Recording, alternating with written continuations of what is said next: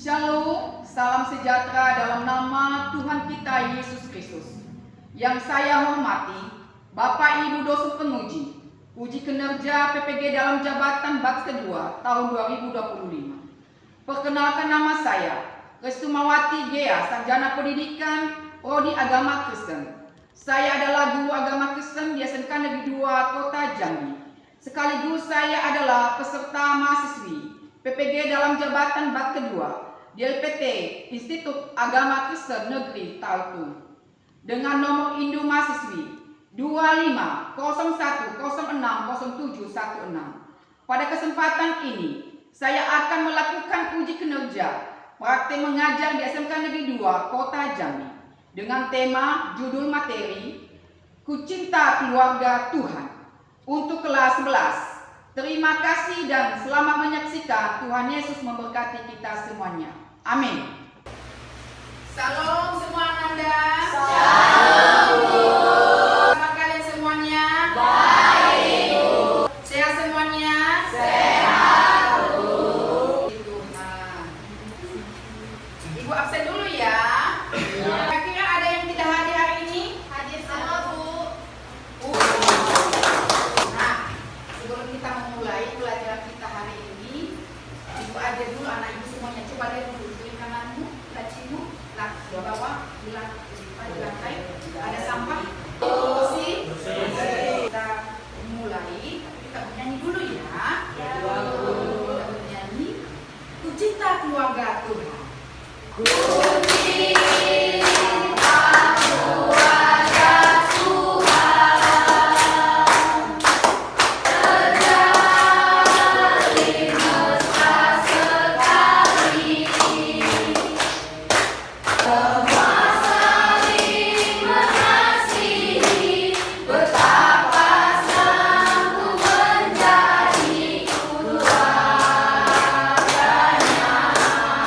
Tuhan.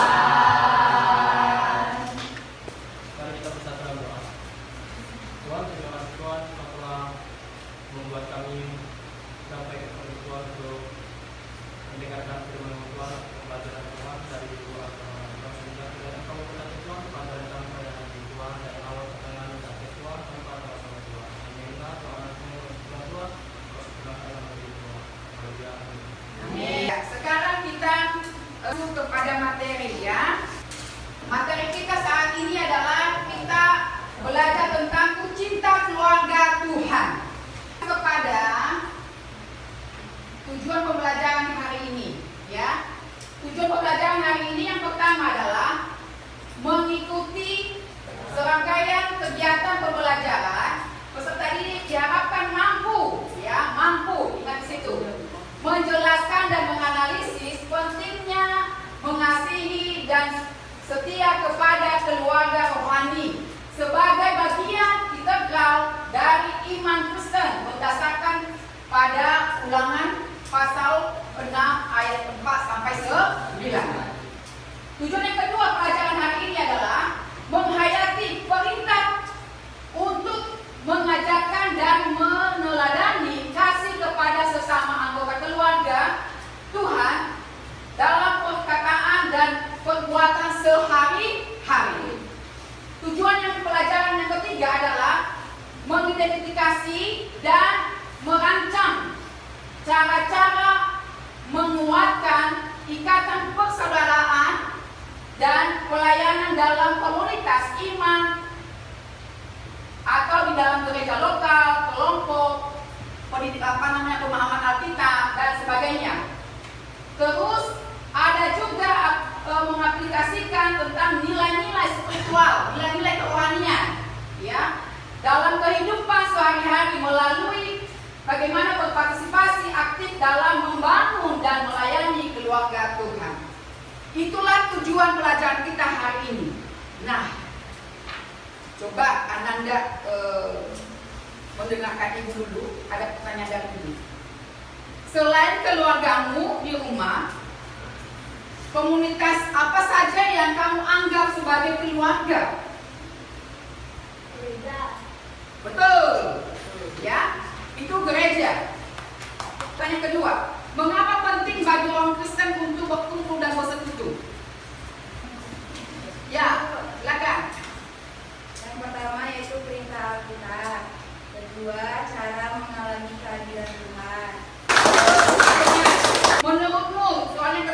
menurutmu apa saja peran yang bisa kamu lakukan di gereja atau kelompok rohanimu? Ayo, silakan. Itu bisa berperan dalam ikut melayani sesuai talenta seperti bermain musik, membantu acara, bernyanyi, dan juga menolong sesama kita teman-teman seiman. Oke, betul.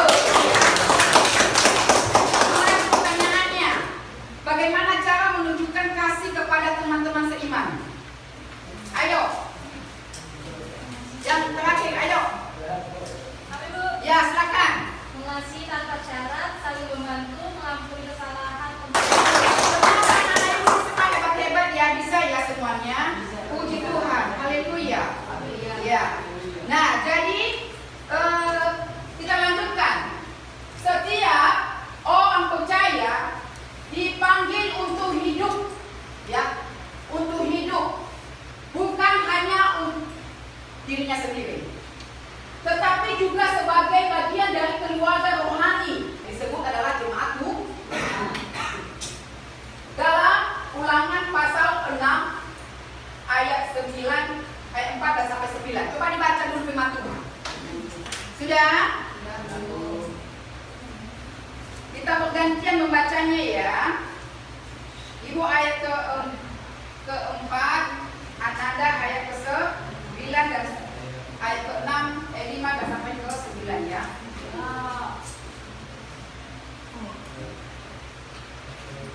Ulangan pasal 6 ayat 4 sampai ke-9. Dengarlah hai orang Israel, Tuhan itu Allah kita, Tuhan itu Esa. Ayat 5. Kasihilah Tuhan Allahmu dengan segenap hatimu, dan dengan segenap jiwamu, dan dengan segenap kekuatanmu. Apa yang kuperintahkan kepadamu pada hari ini haruslah engkau perhatikan. Haruslah engkau mengajarkannya berulang-ulang pada anak-anakmu, dan membicarakannya pada orang tua duduk di rumahmu, apabila engkau sedang dalam perjalanan, apabila engkau berbaring, dan apabila engkau bangun. Haruslah juga engkau mengikatnya sebagai tanda pada tanganmu, dan haruslah itu menjadi lambang di dahimu. Dan haruslah engkau menuliskannya pada tiang pintu rumahmu dan pada pintu gerbangmu. Ya. Nah, ini maksudnya adalah Tuhan menekankan pentingnya mengasihi Dia dengan segenap hati, dengan segenap jiwa, dan dengan segenap kekuatan. Ya, lalu mengajarkan kepada kita bagaimana keluarga yang berkualitas, bagaimana keluarga itu bisa berkomunitas dengan baik. Baik dalam gereja, baik dalam lingkungan kita berada, tentang komunitas, tentang spiritual, ya, itu sama sekali mengajarkan kita bahwa kita harus dengan mengasihi Tuhan dengan segenap hati, dengan segenap jiwa, dengan segenap kekuatan kita. Nah, ayat ini juga menjadikan dasar bagi kehidupan kita atau jemaat Tuhan di dalam gereja, juga di dalam organisasi kita, di dalam sekolah sini, ya, itu sangat bermanfaat untuk kita dengan ayat ini, ya. Kita harus memiliki kasih kepada Allah, harus mewujudkan dalam kasih kepada sesama, ya. Itu sangat penting dalam kehidupan kita. Nah, terus bagaimana kita akan mengasihi dan setia kepada Allah? Tadi sudah kita baca pada Ulangan pasal 6 ayat 4 sampai 5. Ya, kita melihat bagaimana tentang skema orang Israel. Ya, dengarlah hai orang Israel. Ya, seperti itu. Mengingatkan bahwa hanya ada satu Tuhan. Ananda percaya total sama Tuhan Yesus? Amin. Hanya tetap Yesus. Di luar itu no, ya, tidak.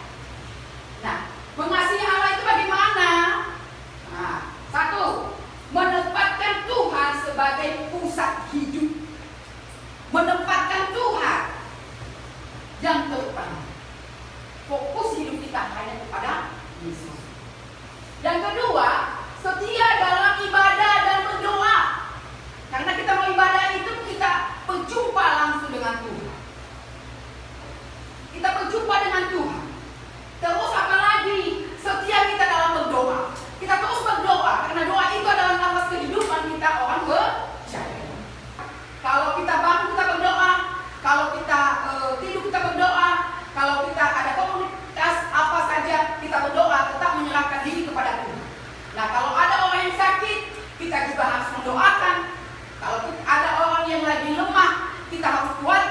Dengan cara apa? Salah satunya adalah berdoa. Ya, penting sekali. Ketiga, hidup sesuai perintahnya. Harus sesuai dengan firman Tuhan. Hidup kita ini harus sesuai dengan firman Tuhan. Karena tujuan hidup kita hanya memuliakan Tuhan. Karena firman Tuhan adalah iya dan amin. Makanya kita hidup sesuai dengan perintah Tuhan. Terus mengajarkan dan meneladani iman. Ya, ada di dalam Ulangan pasal 6 ayat 6 sampai 7. Dikatakan di sana apa? Firman Tuhan harus diingat dan diajarkan berulang-ulang. Karena di dalam firman Tuhan kita bisa bertumbuh. Di dalam firman Tuhan kita bisa tahu apa itu rencana Tuhan bagi kita, ya. Nah, jadi kita harus apa? Firman Tuhan harus diingat dan diajarkan berulang-ulang bagi keluarga kita, bagi keluarga Kristen, ya. Makanya kalau kita bangun pagi hari, alangkah baiknya kita duduk bersama membaca firman Tuhan. Kalau kita tidur, sebelum kita tidur istirahat, kita baca firman Tuhan dalam komunitas, dalam keluarga. Ada lagi komunitas kita dalam pemahaman Alkitab, ya, pemahaman Alkitab, anak-anak remaja, anak-anak pemuda ini, ya kan? Ada itu kegiatannya. Itu tujuannya untuk apa kita membaca, menggali firman Tuhan, diajarkan itu. Supaya apa kita? Supaya kita selalu mengingat tentang firman Tuhan. Kedua, meneladani iman bagi anak-anak. Ya, orang tua kita kalau suruh Ananda, ayo Ananda berdoa. Jangan bilang nanti Pak. Apa jawaban kita kalau disuruh orang tua, ayo kita berdoa? Apa jawabannya? Siap. Betul jawabannya. Siap, Ma. Siap, Pak. Ya. Terus kita melihat bagaimana orang tua kita terus berdoa. Bagaimana orang tua kita terus mengajak kita untuk membaca firman Tuhan. Bagaimana orang tua kita membawa kita ke gereja, mengajak kita ke gereja supaya kita berjumpa dengan Tuhan. Dalam persekutuan itu, dalam itu membuat kita semakin bertumbuh. Tujuannya untuk apa? Tujuannya untuk apa? Untuk memberikan apa? Pertumbuhan di dalam kehidupan kita sebagai keluarga Kristen.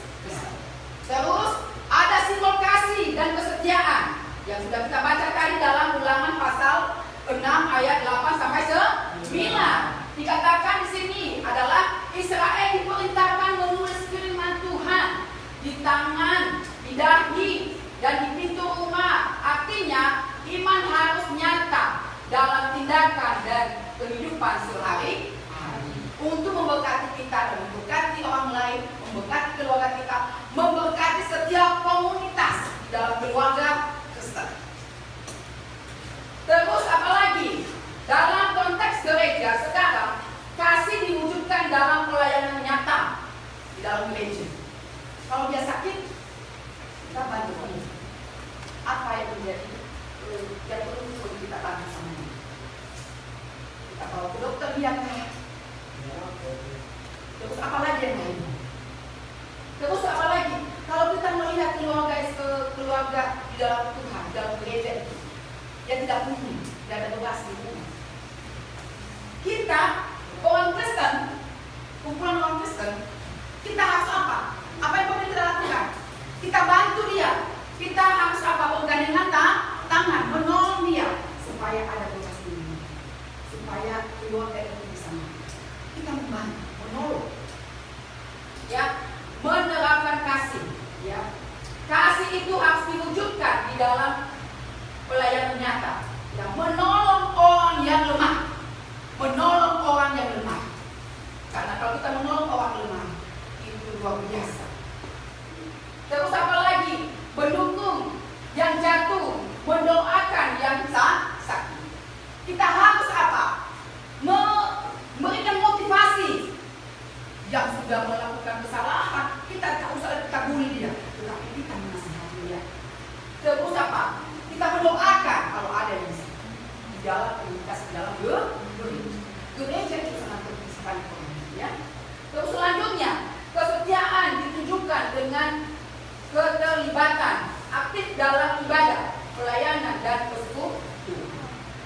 Jadi kalau kita hari Minggu kita datang ke gereja, kalau setiap hari Rabu ada persekutuan kita, anak-anak muda, anak-anak remaja, kita datang kepada Tuhan. Kita datang bersama-sama. Tujuannya untuk apa? Membangun iman kita, membangun keluarga Tuhan, supaya semakin bertumbuh.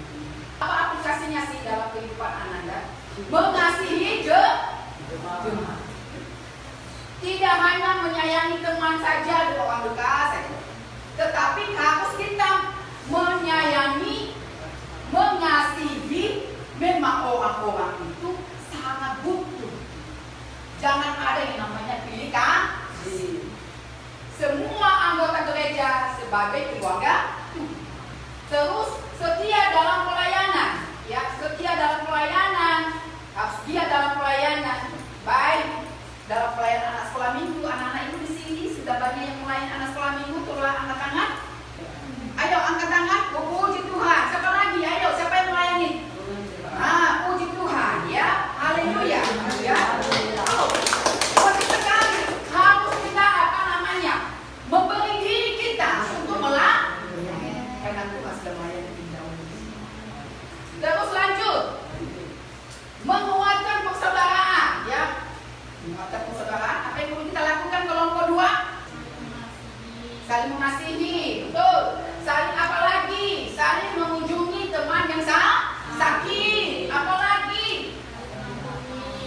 Apa lagi? Kita kelompok 4, ya. Mendoakan bersama. Apa lagi? Ya, minta kelompok 3, yaitu saling menolong dan dalam kesulitan. Terus apa lagi? Menghidupkan kasih, membawa kasih itu baik itu kita di dalam sekolah, ya. Karena ada statusnya sekarang di sekolah kan? Nah, dikatakan di sini harus kita menghidupkan kasih di tengah-tengah kita. Terus apa lagi? Di dalam rumah harus kita menghidupkan kasih itu, membawa kasih itu, mengasihi bapak mama, mengasihi abang dan adik. Dimanapun kita berada harus kita memiliki sikap ramah. Jangan sombong, itu tidak ada artinya. Harus ramah. Kalau orang tua nggak tolong, harus kita dengar-dengar yang mana dia tahu. Kalau ada keluarga Tuhan yang lainnya yang minta tolong sama kita tolong. Saya siap membantu. Terus apa lagi dalam menghidupkan kasih itu harus kita jujur, ya. Harus jujur. Kalau tidak jujur tidak akan berfaedah. Tidak ada manfaatnya. Harus peduli kepada lingkungan. Sekarang ada yang kasih tentang diskusi untuk Ananda. Tolong Ananda membahas. Ada lembah kerja peserta didik. Tolong Ananda, ya, mencatat soalnya. Saya bagi aja soalnya dan kalian bahas nanti, ya. Yuk, coba lihat di situ ada LKPD pertama dan LKPD kedua. Coba dikerjakan dulu, ya. Diskusi. Saya kasih waktu 3 menit mendiskusikan tentang pentingnya mengasihi dan setia kepada keluarga rohani berdasarkan pada Ulangan pasal 6 ayat 4-9. Dipersilakan semuanya diskusi. Iya.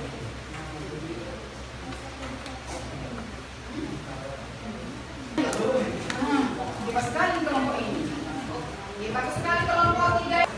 Wow, kelompok berapa ini? Kelompok 4. Oh, diskusinya bagus. Kemudian lagi habis. Saya tunjuk kelompok berapa ini yang bisa, ya? Kelompok 1. Mana kelompok 1? Yuk, silakan. Shalom teman-teman. Jadi ini ada beberapa jawaban dari hasil diskusi kelompok 1. Yang pertama dengan soal apa perintah utama yang diberikan kepada Israel, mengapa mengasihi Tuhan dengan segala hal seperti ini. Jawabannya, perintah utama Allah mengasihi Tuhan adalah dengan segenap hati, jiwa dan kekuatan. Artinya umat Israel ini menempatkan Tuhan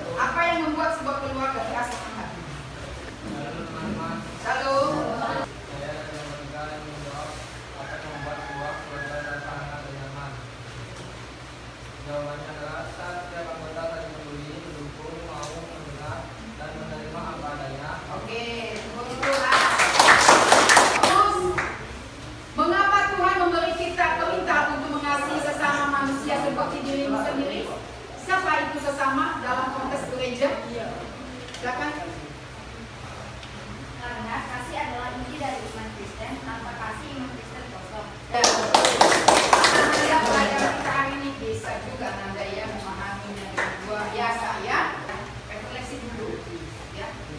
Apa yang Ananda dapatkan di materi ini sendiri? Ayo diskusi. Oke, sudah? Ya. Apa refleksinya dalam kehidupan kalian yang sudah kalian dapatkan di dalam materi ini? Ayo, siapa yang bisa? Oke, silakan. Yang pertama, karena iman Kristen menekankan hidup dalam persekutuan, kita membutuhkan orang lain untuk saling menguatkan, menegur, dan mendoakan kita sendiri. Untuk kesimpulannya, keluarga Tuhan adalah tempat untuk amin. Amin. Mengasihi dan setia kepada Allah tidak bisa dipisahkan dari mengasihi dan setia kepada sesama jemaat. Itu kesimpulan pelajaran kita hari ini, dan saya mengharapkan Ananda bisa menerapkan itu di dalam kehidupan kalian masing-masing, bahwa begitu kita mencintai keluarga, cinta keluarga. Nah, di depan Ananda kita melanjutkan materi untuk mempraktekkan bagaimana kita mempraktekkan tentang mencintai keluarga itu. Ya, kita mempraktekannya, yaitu salah satunya adalah peduli kepada jemaat atau keluarga yang sakit. Kita datang berkunjung, kita langsung mempraktekannya dengan berdoa, dengan peduli kepada keluarga tersebut. Atau kita membantu keluarga yang lemah dalam bentuk apapun, kita membantu, kita datang mempraktekkan. Ya, minggu depan kita melanjutkan materi kita tentang mempraktekkan bagaimana kita menerapkan bahwa kita adalah keluarga Tuhan, menghidupkan kasih itu di dalam keluarga Tuhan. Yesus memberkati kita.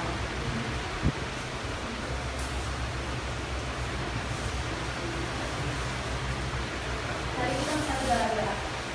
Bapa kami yang di surga, yang kami kenal dengan sebutan Tuhan Yesus Kristus, di sini anak-anak remaja Tuhan bersatu hati mau bersama-sama belajar tentang kebenaran firman Tuhan.